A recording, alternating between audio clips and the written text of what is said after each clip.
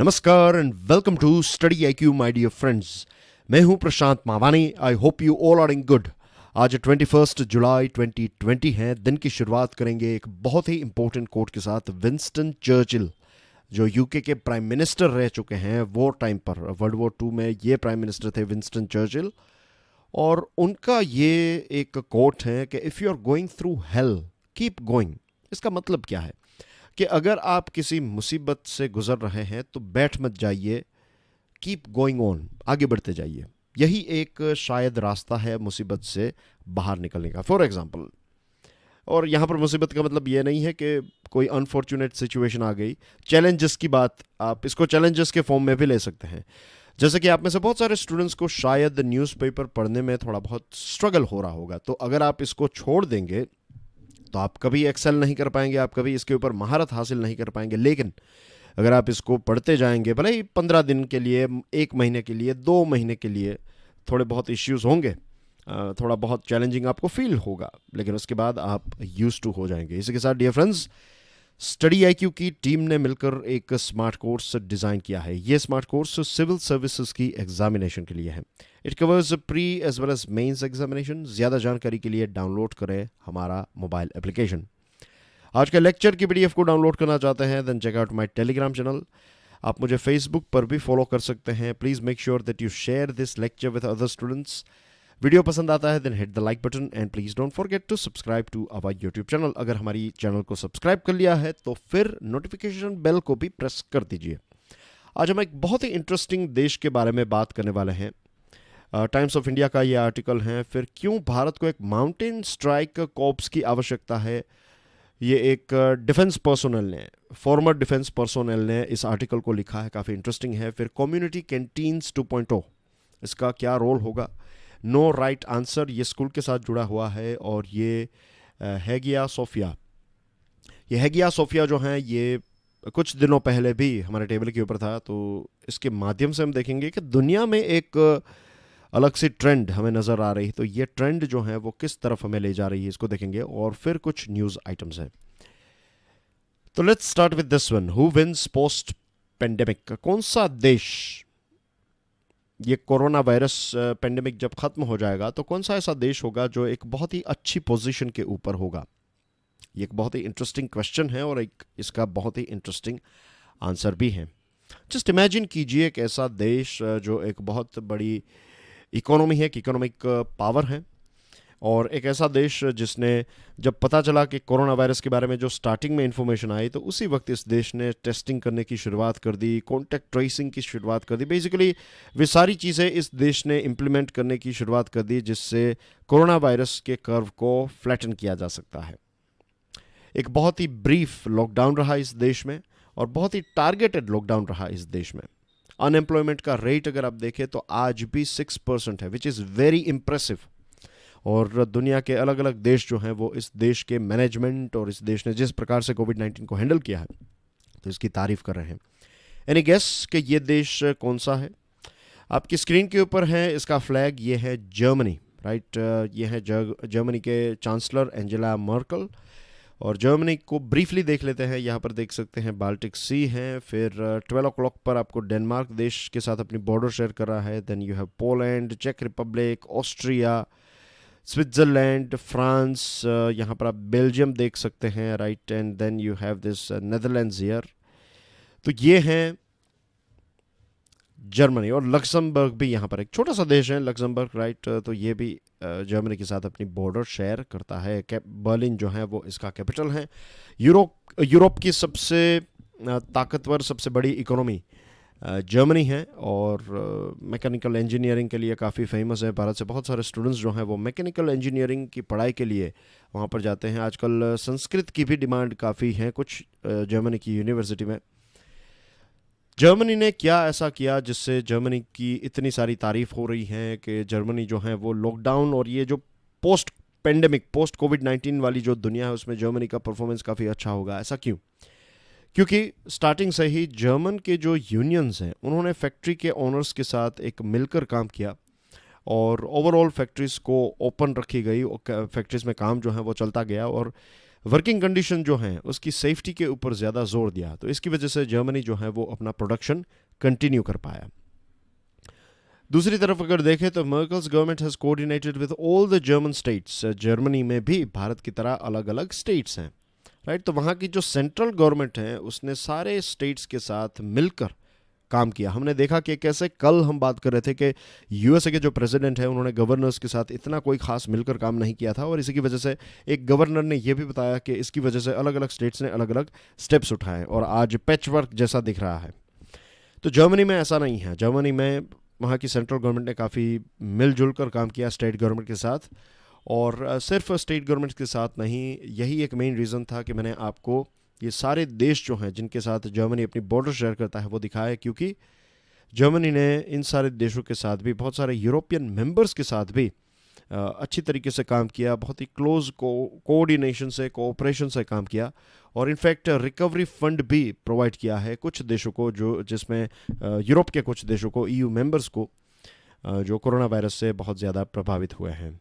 Which nations will flourish in this reshaped economic landscape? कौन कौन से ऐसे देश हैं जो कोविड-19 के बाद बहुत अच्छा परफॉर्म करेंगे? एक तो वियतनाम है।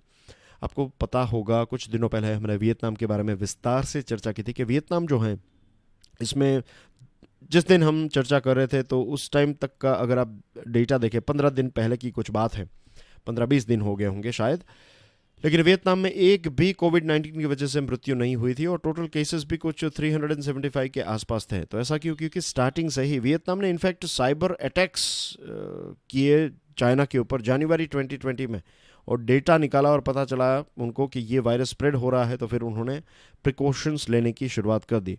एक लंबे टाइम से रशिया जो हैं, उनके प्रेसिडेंट व्लादिमीर पुतिन रशिया को फाइनेंशियली स्टेबल करना चाहते हैं, और जो दूसरे देशों से जो फॉरेन इन्वेस्टमेंट रशिया में आता है तो इसको रशिया को इंडिपेंडेंट बनाना चाहते हैं कि ऐसा ना हो कि बाहर से आपका इन्वेस्टमेंट आए और फिर बाहर से इन्वेस्टमेंट चला जाए तो आपका देश गिर जाए। तो ये जो एक प्रोटेक्शनिज्म क्रिएट करने की जो कोशिश एक लंबे टाइम से कर रहे थे, तो ऐसा लग रहा है कि उससे उनको फ़ायदा होगा। वियतनाम का परफॉर्मेंस काफ़ी अच्छा है, तो वियतनाम का कोविड-19 के बाद वियतनाम का परफॉर्मेंस काफ़ी अच्छा होगा। और यूएसए और चाइना के ऊपर बहुत सारा कर्ज है, तो ये दोनों देश इतना कोई ज़्यादा खास परफॉर्म नहीं कर पाएंगे। और we know it very well कि यूएसए और चाइना जो हैं, चाइना के फिगर सामने नहीं आते हैं, लेकिन यूएसए और चाइना जो हैं वो भी कोविड-19 की वजह से काफ़ी प्रभावित हुए हैं। तो जर्मनी इसमें, इस लिस्ट में हम वियतनाम, रशिया, जर्मनी और कुछ ऐसे दूसरे भी देश हैं, लेकिन जर्मनी जो है वो वेस्टर्न वर्ल्ड में एक बहुत ही लाइट हाउस की तरह, एक बहुत ही आउटस्टैंडिंग परफॉर्मेंस इस देश ने दिखाया है। उसके पीछे रीज़न है एफिशिएंट गवर्नमेंट, कर्ज जो हैं वो बहुत कम हैं, इंडस्ट्रियल एक्सेलेंस। जर्मन के प्रोडक्ट्स जो हैं, खास करके फॉर एग्जांपल कार्स, अगर आप एक बार जर्मन कार ख़रीद लें, थोड़े टाइम तक इसको चलाएं, फिर शायद ही कोई दूसरी कार आपको पसंद आएगी, क्योंकि इसकी जो बिल्डअप क्वालिटी है, और सिर्फ कार की बात नहीं, दूसरे भी इनके जो प्रोडक्ट्स हैं उनकी क्वालिटी काफ़ी अच्छी होती है, और इसी क्वालिटी की वजह से उनको ये एक विश्वास है कि भले ही ग्लोबल सप्लाई चेन मीन्स दूसरे देशों के प्रोडक्ट्स जो हैं ग्लोबल स्लो डाउन भी हो जाए तो दूसरे प्रोडक्ट्स की डिमांड कम हो सकती है, लेकिन हमारे गुड क्वालिटी प्रोडक्ट्स की डिमांड जो है वो रहेगी ही, और ये बात सच भी हुई है। और धीरे धीरे अब वो सिर्फ इंडस्ट्रियल नहीं, लेकिन टेक्नोलॉजिकल वर्ल्ड में भी आगे बढ़ना चाहता है। जर्मनी में एक सदियों पुरानी एक सिस्टम है जिसको प्रोनाउंस करना थोड़ा डिफ़िकल्ट है, मुझे पता नहीं कि ये इसका राइट प्रोनाउंसिएशन है या नहीं, लेकिन इसका एक ट्रांसलेशन, रफ ट्रांसलेशन होता है short time working. Short time working का मतलब होता है द कुजारबे या फिर कुजारबेट। आई थिंक इट इज़ कुजारबे, पता नहीं, आई am not sure about German language. तो ये शॉर्ट टाइम वर्किंग जो है ये अलग और ख़ास क्यों है? जर्मनी ने इसको इम्प्लीमेंट किया था। इसमें यह होता है कि अगर कोई इमरजेंसी सिचुएशन होती है तो आपको जॉब में से निकाला नहीं जाएगा, आपकी जॉब की आवर्स जो हैं वो कम की जाएगी। अगर आप 8 आवर्स पर डे काम करते थे तो लेट्स से आपको 4 आवर्स पर डे का काम के ऊपर बुलाया जाएगा, तो एटलीस्ट आपको 4 घंटे जो आप काम कर रहे हैं इसकी सैलरी मिलेगी। लेट्स से आप महीने में 50,000 रुपये कमाते थे, लेकिन अब आप 25,000 रुपये कमा पाएंगे, तो इससे आप सर्वाइव कर पाएंगे। ये टफ टाइम जो है वो सर्वाइव इस टफ टाइम में आप अपने परिवार के साथ सर्वाइव कर पाएंगे, आप रास्ते पर नहीं आ जाएंगे, या फिर ऐसी सिचुएशन नहीं होगी जिससे पॉलिटिकल डिस्टर्बेंस हो, सामाजिक डिस्टर्बेंस हो। तो ये एक बहुत ही इंटरेस्टिंग चीज़ है जिसने जर्मनी ने इस चीज़ को फॉलो किया। एक लंबे टाइम से एंजेला मर्कल जो हैं वो यूरोपियन मेंबर्स को बताते आए हैं कि आप ऑस्टेरिटी का मतलब होता है कि आप फिजूल के खर्चे जो हैं, सरकार फिजूल के खर्चे ना करें। उस टाइम पर ये यूरोप के बहुत सारे मेंबर्स जो हैं, ईयू मेंबर्स जो हैं, वो उनके ऊपर हंस रहे थे और बता रहे थे कि वो आप यू आर वेरी स्टिंजी का मतलब होता है कि आप बहुत ही कंजूस हैं, आप पैसे खर्च नहीं कर रही हैं। लेकिन ऐसा नहीं है कि वो कंजूस हैं। द थिंग इज़ वो ये बता रहे थे कि आप अननेसेसरी खर्च मत कीजिए, जो नेसेसरी खर्च हैं वो डेफिनेटली कीजिए, लेकिन फिजूल के लग्जरियस खर्च जो हैं वो आप ना करें, और ये पैसे जो हैं वो आप आपके देश के डेवलपमेंट के लिए यूज़ करें। और यही जो हम कहते हैं बचत, राइट, एक सेविंग करने की, या फिर जो एक लॉजिकल पैसों का इस्तेमाल करना, राइट, ऐसे ही नहीं उड़ाना। तो ये जो एक जर्मनी का शायद कल्चर होगा या फिर एक आदत है, लेकिन डेफिनेटली एंजेला मर्कल ने तो इसी चीज़ के ऊपर फोकस किया था। तो आज जर्मनी जो है उसकी गवर्नमेंट सरप्लस में है, डेफिसिट में नहीं है, और ये टफ टाइम में बहुत ही अच्छी तरीके से 55% जितना जो अपनी जीडीपी है उसका 55% जितना पैकेज रिलीज़ किया है जर्मनी ने, one of the most generous rescue packages in the world. और इसी वजह से ये जो कंपनीज हैं जो 4 आवर्स भी अफोर्ड नहीं कर पा रही थी, तो उनको पैसे किसने दिए? गवर्नमेंट ने दिए कि आप लोगों को काम पर रखिए, उनको निकालिए मत, हम आपको पैसे देंगे, आप उनको सैलरी दे दीजिएगा। इसी प्रकार से बहुत सारे रिफॉर्म्स की भी शुरुआत कर दी है जर्मनी ने। जो अपनी कार्स हैं जैसे कि मर्सिडीज़ हैं, Mercedes Benz, BMW, Audi, VW etcetera, तो ये सारी कार्स जो जर्मनी में बनती हैं उनकी फैक्ट्रीज जो हैं उनको भी बता दिया है कि आप धीरे धीरे करके ईवीज़ की तरफ आगे बढ़िए। फॉर एग्जांपल यहाँ पर आप देख सकते हैं स्टटगार्ट नाम की एक जगह है, तो मर्सिडीज़ जो है इसका प्रोडक्शन यहाँ पर होता है स्टटगार्ट में। तो यहाँ पर डीजल कार्स को बैन कर दिया गया है, तो आप देखिए कि मर्सिडीज़ का प्रोडक्शन सेंटर वहाँ पर है और वहाँ पर डीजल कार्स बैंड हैं। तो आप सोचिए कितना एक बड़ा स्टेप सरकार ने लिया है, और मर्सिडीज़ भी धीरे धीरे अपनी कार्स को ईवीज़ की तरफ आगे ले जा रही है। और सिर्फ जैसे मैंने आपको बताया इंडस्ट्रियल प्रोडक्शन नहीं, अब टेक पावर में भी जर्मनी आगे बढ़ना चाहता है। अपनी जीडीपी का 3% जितना जो है वो R&D में इन्वेस्ट कर रहा है। अर्ली 2000 में जर्मनी को सिक मैन ऑफ यूरोप बताया जाता था, लेकिन उस टाइम पर उन्होंने लेबर मार्केट रिफॉर्म्स किए और वो आगे निकल गया।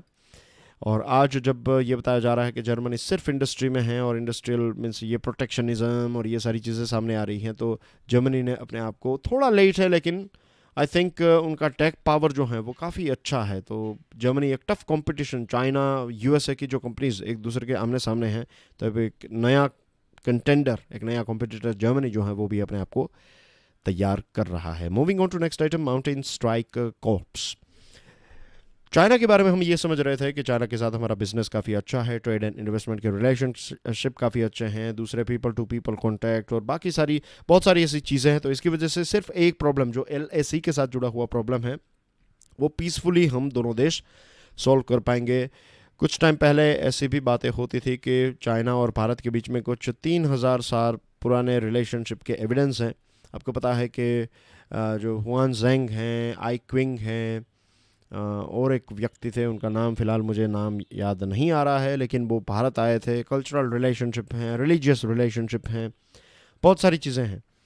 तो 3000 साल की इस हिस्ट्री में सिर्फ एक ही बार इन दोनों देशों के बीच में युद्ध हुआ है, राइट। तो इसके बारे में ये युद्ध हुआ, ये एक बहुत बड़ा धब्बा और एक काला दाग है जिसको हम इग्नोर नहीं कर सकते। लेकिन फ़िलहाल जो सिचुएशन हुई है ये सिचुएशन काफ़ी चौंकाने वाली है, और अब ये जो हमारा मानना था कि बीजिंग के साथ एक पीसफुल फ्यूचर हो सकता है, दैट इज़ हम इस चीज़ को अब ट्रस्ट नहीं कर सकते, डाइजेस्ट नहीं कर सकते। हमें अपने आप को प्रिपेयर करना होगा। We have to be vigilant, we have to be alert, that is the key. हमें तैयार होना पड़ेगा, और वो भी अर्जेंटली। हमें हमारी मिलिट्री कैपेबिलिटीज़ को अपग्रेड करना होगा, रिव्यू करना होगा। एक तरफ हैं पाकिस्तान, एक तरफ हैं चाइना, दोनों न्यूक्लियर पावर्स हैं, दोनों एक दूसरे के बेस्ट बडीज़ हैं, अच्छे फ्रेंड हैं, ऑल वेदर फ्रेंड्स अपने आप को एक दूसरे को कहते हैं वो, कि हमारी दोस्ती ऑल वेदर हम ऑल वेदर फ्रेंड्स हैं एक दूसरे के, यानी कि अगर धूप हो, छाँव हो, बारिश हो, what ever it is, right, हम दोनों देश एक दूसरे की मदद करेंगे, एक दूसरे के बहुत अच्छे दोस्त हैं, और दोनों का एक कॉमन एनिमी अगर कोई है तो वो है India. We have to prepare ourselves for offensive operations beyond our borders. Defense, it's okay. Defense में हम शायद अच्छे हो सकते हैं, लेकिन ऑफेंसिव ऑपरेशंस में हमारी कैपेबिलिटी क्या है, राइट. कई बार ऐसा भी होता है कि वो लोग आपको हिट करें उससे पहले आप उनको हिट करके न्यूट्रलाइज कर दें. इसराइल शायद इसी चीज़ के ऊपर ज़्यादा फोकस करता है. Israel, if I am not wrong, Israel जो है उसकी फिलोसॉफी है when it comes to security, वो कहते हैं कि attack is the best attack is the best defence, right. अगर आप अपने आप को बचाना चाहते हैं तो आपके दुश्मन को अटैक कर दीजिए, तभी आप अपने आप को बचा पाएंगे. और यहाँ पर सिर्फ ज़मीन की बात नहीं हो रही है, हम सिर्फ LAC के बारे में बात नहीं कर रहे हैं.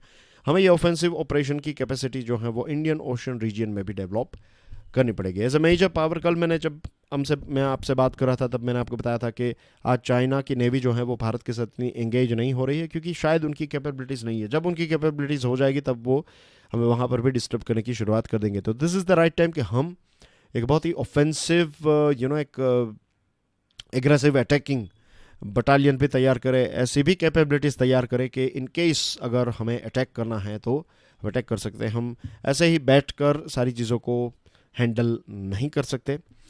हमारे पास स्ट्राइक कॉर्प्स की बात करें तो 3 स्ट्राइक कॉर्प्स हैं. हमने इसको पाकिस्तान की जो साइड है वहाँ पर डिप्लॉय किया है, और 2 more strike formations are required for mountain region, जो लद्दाख वाला पोर्शन है, और ईस्टर्न बॉर्डर्स जो हैं हमारी नॉर्थ ईस्टर्न स्टेट्स के साथ जो इंटरनेशनल बॉर्डर हैं. तो यहाँ पर हमारे पास और 2 स्ट्राइक फॉर्मेशंस की आवश्यकता है. 2013 में 17 माउंटेन स्ट्राइक कॉर्प्स को ग्रीन सिग्नल दिया गया. इसमें 2 infantry divisions, 2 independent armoured brigades, strong combat support, artillery, engineer, air defence, aviation brigades etcetera, ये सारी चीज़ों को ग्रीन सिग्नल दिया गया था. लेकिन दुखद बात है कि ये इतना कोई ख़ास आगे नहीं बढ़ा. 2018 में इसको स्टॉप कर दिया गया, और आज ये जो 17 कॉर्प्स हैं इसका फ्यूचर क्या है, इसका स्टेटस क्या है, इसका रोल क्या है, वो बताना थोड़ा मुश्किल है. इसके ऊपर क्लैरिटी हमारे पास नहीं है. तो it would be necessary for us to have a credible power projection force ready and prepared.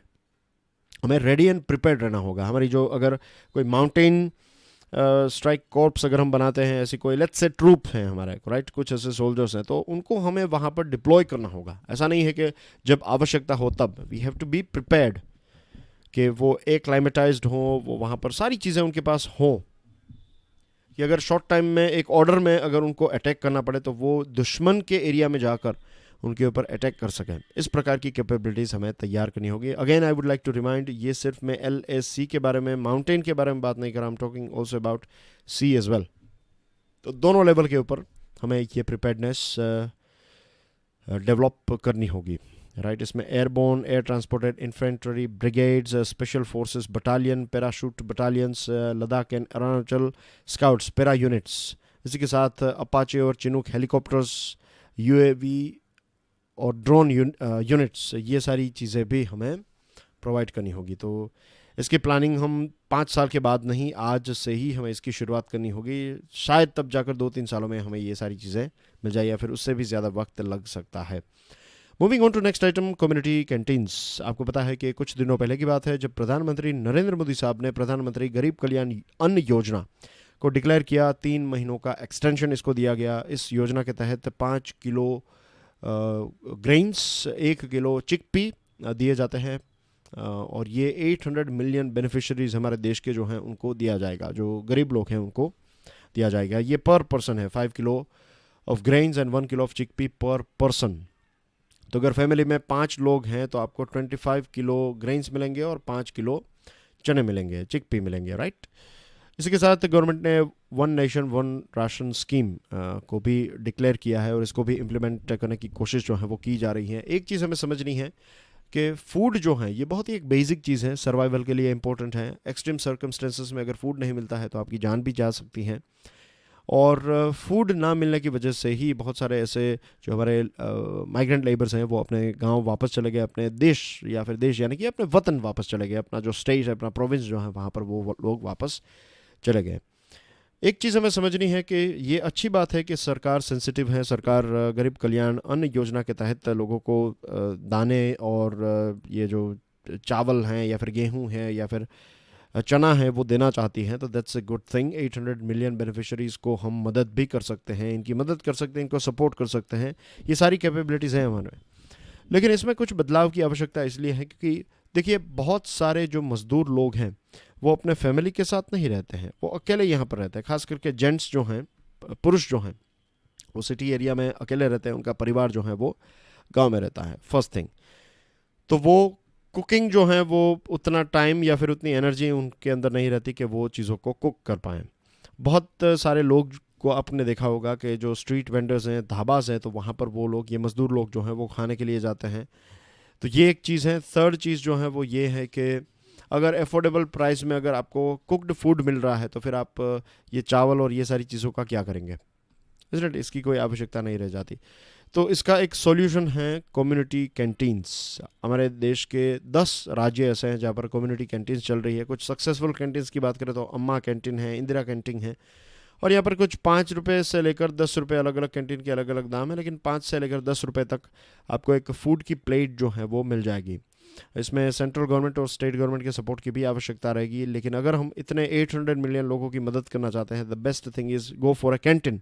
उनको खाने पीने की चीज़ें देने से अच्छा है, मीन्स आप उनको रॉ मटेरियल देने से अच्छा है आप उनको डायरेक्टली कुक्ड फूड दीजिए। इसकी कीमत कुछ 15 से 20 रुपये रखी जा सकती है, और गरीब लोगों के लिए आप इसको फ्री भी कर सकते हैं, क्योंकि अगर एक परिवार एक टाइम इसमें खाना खाएगा तो उनको लगभग 100 रुपये का खर्च हो जाएगा, इतना वो अफोर्ड नहीं कर सकते। तो फ्री में भी इसको दिया जा सकता है। 15 to 20 रुपीज़ की अगर प्लेट होगी तो ये सेल्फ सस्टेनेबल कैंटीन्स बन जाएगी।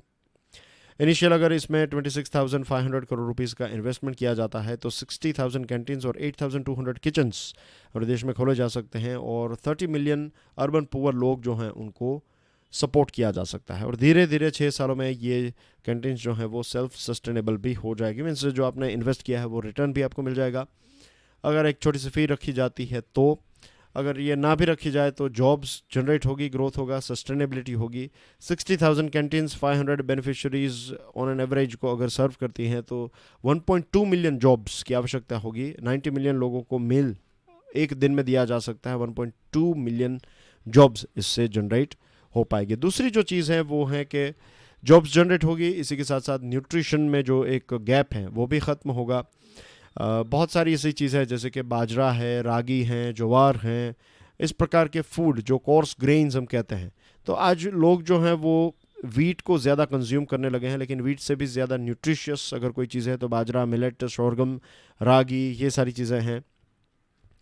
तो इनकी जो चपाटीज़ हैं या फिर जो भी ऐसी चीज़ें हैं तो इनको हम यहाँ पर बेच सकते हैं, तो न्यूट्रिशन भी मिल जाएगा और एग्रीकल्चर का प्रोडक्शन भी फिर उस हिसाब से हम चेंज कर पाएंगे, क्योंकि ये सारी कैंटीन्स की अगर डिमांड होगी ज़्यादा बाजरा, ज़्यादा ज्वार एक्सेट्रा, तो फिर किसान भी उन सारे प्रोडक्ट्स को उगाने लगेंगे। तो हमारी खेती बाड़ी भी सस्टेनेबल होगी। न्यूट्रिशन, एनवायरनमेंट, ये सारी चीज़ों का ख्याल जो है वो रखा जा सकता है, और इनकी प्राइस भी कम होती है तो गवर्नमेंट ज़्यादा लोगों को कैटर भी इजीली कर पाएगी। तो इसके बहुत सारे विन विन बेनिफिट्स हैं। Moving on to next item, no right answer. School को खोला जाना चाहिए, नहीं खोला जाना चाहिए, राइट, इसका कोई एक ख़ास राइट आंसर नहीं है। बहुत सारी स्कूल्स को खोलने की बात आ रही है, और भारत में एक डिवाइड भी है हमारे देश में। देखिए, digital, rural, urban, poor, rich का एक डिवाइड है। हर कोई कंप्यूटर अफोर्ड नहीं कर सकता, हर कोई एक अलग से स्मार्टफोन अपने बच्चों के लिए अफोर्ड नहीं कर सकता। तो बहुत सारे बच्चों की पढ़ाई जो है वो रुक चुकी है, और ये एक चिंता का विषय भी है। अब कोविड-19, ये एपिडेमियोलॉजिकल एविडेंस जो हैं उनके आधार पर ही हमें स्कूल को खोलना चाहिए। पेरेंट्स का भी ओपिनियन जो है वो लेना बहुत ही ज़रूरी है। साउथ कोरिया में एक रिसर्च ये बताती है कि 10 से 19 साल के जो बच्चे हैं तो वायरस को स्प्रेड करने में उनका एक बहुत बड़ा रोल हो सकता है, या फिर उनमें स्प्रेड हो सकता है। तो ये एक चीज़ ऐसी है जो यूएसए ने मानी है। यूएसए ने साउथ कोरिया की इस रिसर्च को एक्सेप्ट किया है, और दूसरे देश भी इससे सीख सकते हैं। भारत भी इस रिसर्च से बहुत सारी चीज़ें सीख सकता है। यूरोपियन एक्सपीरियंस हैं, डेनमार्क के ऊपर बेस्ड हैं। डेनमार्क जो हैं उनका कहना यह है कि पहले आप कोविड-19 को कंटेन कीजिए, उसके बाद स्कूल को खोलिए। तो यहाँ पर कुछ ऐसे इंडिकेशंस हैं जो भारत भी अडॉप्ट कर सकता है। और फ़िलहाल अगर स्कूल बंद रखी जाती है तो दैट्स ओके, लेकिन साइड में हम रिमोट एजुकेशन को कैसे डेवलप कर सकते हैं कि गांव में एक स्क्रीन है या फिर टीवी के माध्यम से या फिर दूसरे ऐसे प्लेटफॉर्म्स के माध्यम से कैसे हम ये डिजिटल डिवाइड को कम कर सकते हैं, इसके बारे में सरकार को सोचना चाहिए। Moving on to next item, Hagia Sophia. इसके बारे में इससे पहले भी हमने चर्चा की थी और मैंने आपको बताया था कि कुछ प्रीलिम्स के साथ जुड़े हुए टॉपिक्स मीन्स कुछ पॉइंट्स ऐसे थे जो मैंने आपके सामने रखे थे। ये बिल्डिंग है हैगिया सोफिया की, ये कहाँ पर है? ये इस्तांबुल में है। इस्तांबुल कहाँ पर है? ये टर्की नाम का जो देश है आपकी स्क्रीन के ऊपर है। अंकारा उसका कैपिटल है और यहाँ पर है ब्लैक सी, यहाँ पर है मेडिटरेनियन सी, यहाँ पर एक बहुत ही इंपॉर्टेंट स्ट्रेट है, तो इसका नाम क्या है बताइए कमेंट सेक्शन में। अब डियर फ्रेंड्स, कुछ बेसिक चीज़ों के बारे में मैं बात नहीं करूँगा, मैं आपको डायरेक्टली इस टॉपिक का जो एक मेन पार्ट है वो आपको एक्सप्लेन कर देता हूँ। हैगिया सोफिया जो है उसमें 24 जुलाई को अजान यानी कि एक प्रेयर जो है, प्रेयर का एक इनविटेशन जो है, एक समन लोगों को किया जाएगा कि अब इसको, ये म्यूज़ियम था एक लंबे टाइम से, अब इसको मॉस्क में कन्वर्ट किया गया है। तो इससे जो ऑर्थोडॉक्स क्रिश्चियंस हैं, जो कैथोलिक्स हैं, जो प्रोटेस्टेंट्स हैं, उनके और मुस्लिम्स के बीच में एक आप कह सकते हैं कि एक खटास आपको देखने को मिल सकती हैं। यूरोप में बहुत सारे ऐसे देश हैं जो रशिया, सॉरी नॉट रशिया, लेकिन टर्की के ये जो प्रेसिडेंट हैं एर्दोगान, तो उनका ये जो अनाउंसमेंट है उससे काफ़ी नाराज़ है। 1935 में हैगिया सोफिया को म्यूज़ियम में कन्वर्ट किया गया था, अब इसको फिर से एक मॉस्क में कन्वर्ट किया गया है। इनका एक लंबा इतिहास है। और टर्की के जो एम्बेसडर हैं उन्होंने एक आर्टिकल लिखा था द हिंदू न्यूज़पेपर में, उन्होंने ये बताया है कि जैसे सुप्रीम कोर्ट का राम मंदिर के ऊपर जो एक जजमेंट आया था, तो उस जजमेंट की वजह से भारत नॉन सेक्युलर नहीं बन जाता, इसी प्रकार से ये एक डिसीजन से टर्की जो है वो उसकी सेक्युलर जो नेचर है उसके ऊपर कोई भी इम्पैक्ट देखने को नहीं मिलेगी, यानी कि टर्की पहले जैसा सेक्युलर था वैसा ही सेक्युलर रहेगा। लेकिन that is not reality. Bharat और टर्की को आप कंपेयर नहीं कर सकते। जब OIC जो है वो हमारे ऊपर इल्ज़ाम लगाता है, उस टाइम पर टर्की के प्रेसिडेंट या फिर टर्की के एम्बेसडर कुछ नहीं बोलते हैं। जब उनको फिट उनके लिए कुछ होता है, राइट, तब वो उनकी सरकार ने कोई डिसीजन लिया तो उसको जस्टिफाई करने के लिए इस प्रकार के एग्जांपल वो देते आए हैं।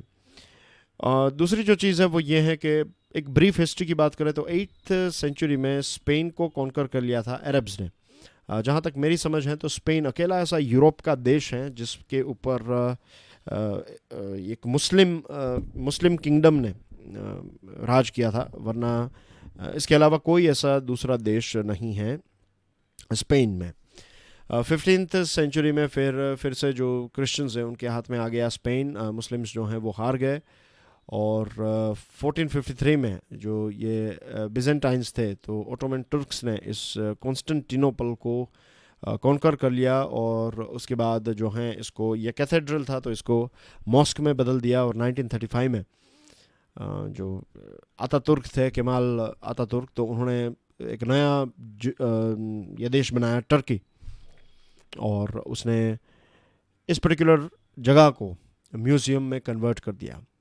ओके, तो एक यूरोप के कुछ देश यहाँ पर आप देखेंगे अगर, तो टर्की जो है उसका लोकेशन ऐसा है कि यहाँ पर अरेबिक वर्ल्ड है और यहाँ पर आपको यूरोपियन संस्कृति, तो यहाँ पर एक मिक्स आपको देखने को मिलता है। लेकिन एक इन सारे एरियाज़ में झगड़े जो हैं वो काफ़ी हुए हैं, रिलीजियस वॉर्स जो हैं वो काफ़ी हुए हैं। आई am talking about medieval era. तो उसकी कहीं ना कहीं जो एक पुरानी यादें जो थी वो फिर से यहाँ पर एक्टिवेट हो गई है because of this thing, because of this decision. और लंबे टाइम से टर्की का एक सपना रहा है यूरोपियन यूनियन का एक मेंबर बनने का, अब शायद इसका और ज़्यादा विरोध होगा। और सेक्युलर नेशनलिज्म जिसका जन्म 20th सेंचुरी में हुआ, मीन्स जनरल जो मॉडर्न थियरीज हम पढ़ते हैं, तो हमारे देश की हिस्ट्री पढ़ेंगे तो आप पाएंगे कि अलग अलग जगहों पर, अलग अलग जगह पर, अलग अलग टाइम पर अलग अलग धर्म के लोगों को यहाँ पर इनवाइट किया गया था। तो सेक्युलरिज्म हम कह सकते हैं कि हमारे रूट्स में हैं भारत के, लेकिन ओवरऑल देखा जाए तो 20th सेंचुरी में ये सेक्युलरिज्म का कॉन्सेप्ट जो है वो काफ़ी फेमस हुआ। लेकिन जिस प्रकार से अलग अलग देशों में ऐसे डिसीजंस लिए जा रहे हैं तो उससे लग रहा है कि अब सेक्युलरिज्म जो है मीन्स एक और ज़्यादा एक रिलीजन को, पर्टिकुलर रिलीजन को सपोर्ट करना जो है वो शायद एक नई शुरुआत हो सकती है इस डिसीजन की वजह से। कुछ important news items. Prime minister साहब ने ये बताया कि भारत जल्द ही सेल्फ सफिशिएंट नेशन बन जाएगा। उन्होंने IBM के CEO अरविंद कृष्ण के साथ एक इंटरेक्शन किया। फिर कुछ दूसरे न्यूज़ आइटम्स हैं। हमारे देश में 7 लाख जितने केसेस जो हैं वो हो चुके हैं कोरोना वायरस के। ये एक्टिव नहीं है लेकिन टोटल केसेस हैं। और कोवैक्सीन जो है उसको जल्द तौर पर डेवलप किया जा रहा है।